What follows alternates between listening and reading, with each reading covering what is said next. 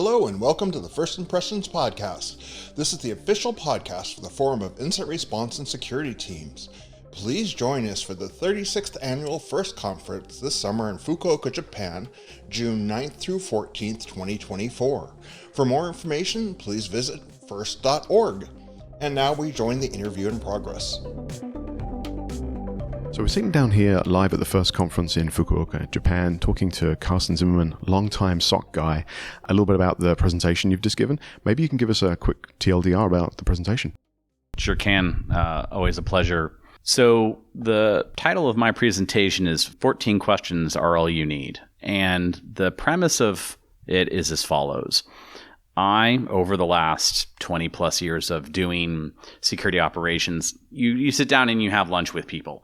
And over that period of time, 30, 45 minutes, you talk shop, and at the end of it, you kind of understand how things are going for each other. And I looked around. There's a number of existing maturity frameworks out there. And I said, we should be able to write down some questions for ourselves that achieve similar outcomes if you don't know someone who's been doing it for a long period of time. So the premise of my talk is, what are the 14 most revealing, most critical questions you can ask yourself as a SOC that help you understand how are you doing and where do you need to think about making investments or changes? A lot of the questions you're asking, they have a significant amount of depth to it. So it's not just a yes-no question. Are you doing this? Do you have this capability? It's more about how you're doing these things and how it feeds into some of the larger processes. Is this something that's applicable across the board for everything? I know you were mentioning differences between enterprise SOC and nation certs. Is that something that's applicable across everything? Great question. I was thinking mainly of enterprise SOCs when I wrote and delivered this presentation. I personally don't have as much experience working in national C-certs. I'd want to talk to somebody or some set of somebody's in greater depth about how to apply that fairly. I mean, I guess they're also dealing with a larger set of problems and a different set of structures. And I know in some of the questions that you were posing, it was a certain amount of human aspect, right? So you're also talking about whether or not you're in conflict, whether or not people are doing the same task for longer periods of time.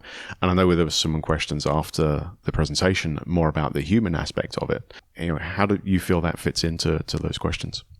One of the things that fascinates me the most about security operations is that mix of people, process, and technology all together. Rarely do we have problems that are just people, just process, or just technology. And it's usually that interface between them and that overlap and how they come together. And that's why I love writing and talking about this so much. There was also a few interesting points in the set of questions that talk a little bit about how effectively you're managing your events, whether or not you're in SLA, things like that. But there was a few points where you're saying that 0% or 100% are not where you should be aiming. There's this fuzzy middle of balance almost between perfection and underperforming.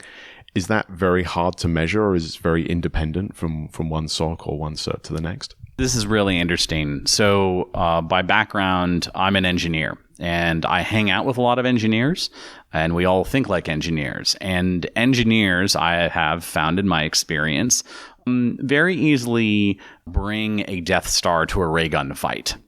And why is that applicable here? When we pose these questions to ourselves, people's minds just kind of run off in a direction of like, oh, how do I instrument against this thing Carson is talking about? And my advice is slow down. Slow your roll, because in a lot of cases, a lot of the questions I'm posing are going to be a very intensive effort to measure using hard data. And I have found that some of the most pivotal times for SOCs when they realize something or achieve a transformation in how they're organized or how they're resourced or how they're operating is when, in fact, it was not hard data that they brought to the problem, but instead they told a story using anecdata, saying, rather than saying, oh, I'm going to spend a bunch of time measuring how long it takes to process a given incident, I'm just going to say, well, right now it feels like we're spending a quarter of the time it used to, and then everybody can celebrate and cheer and say that was amazing. Oftentimes we're strapped for resources. So my advice is, yeah, you can use hard data on some of these, but oftentimes the stories are even more powerful. In this style of measuring kind of success, failure, and where you fall on that matrix, how does this align to some of the more strict kind of compliance and audit regimes?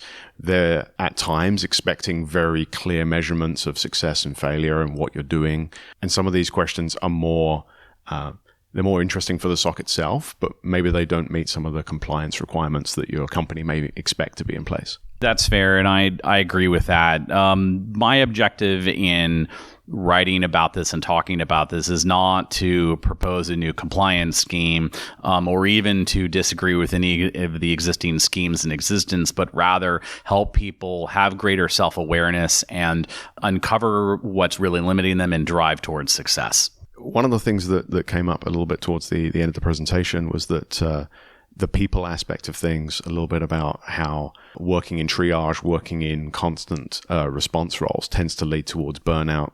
And I know you mentioned that that's something that you might be looking at over the coming year, maybe presenting about next year.